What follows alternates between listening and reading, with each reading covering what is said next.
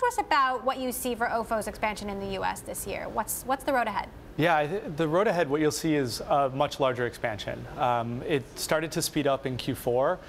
So at the start of Q4, about 3 months ago, we were in only 3 or 4 cities in the U.S. We're now in 20 cities at the end of the year, and looking to expand close to 100 cities by the end of 2018. So a massive expansion into the U.S. after a fairly large expansion in China and throughout the rest of the world. Now, how do you manage the supply of bikes? Because, you know, there are images of these bikes lying in piles, and we're talking about dockless bikes here, which is a different strategy.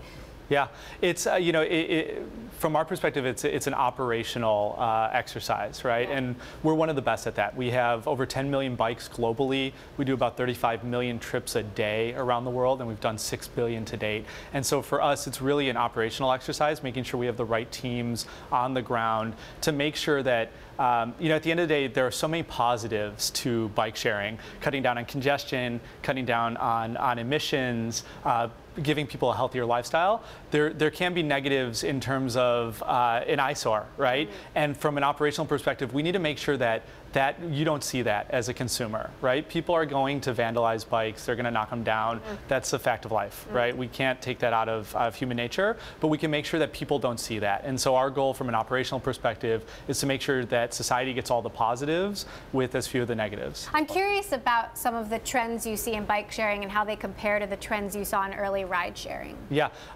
near identical, which is part of the reason I'm here at OFO.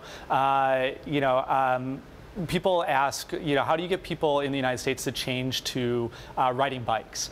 And I don't even think that's the case. I think we're walking on a path that was forged a decade ago by Zipcar and then by Uber and Lyft, in the last 5 or 6 years, where people are more multimodal, right? And so we're not telling you to get rid of your car and ride a bike. We're saying you've probably already gotten rid of your second car, your first car, you Uber into work. You need to get to that meeting that's a few blocks away, hop on a bike and get there. It's a less expensive way to get around, and it's just another form of transportation in a city that is, from an infrastructure perspective, really changing the way that people have moved in the last decade. So you just wrapped up a trial in Seattle where you're competing with Lime Bike and Spin. I mean, there are other players in the market here. Like, do we need so many? I mean, obviously, if you look at Uber and Lyft, it's a stiff competition between just the two of them, and some would say only one is winning. Yeah, it's interesting.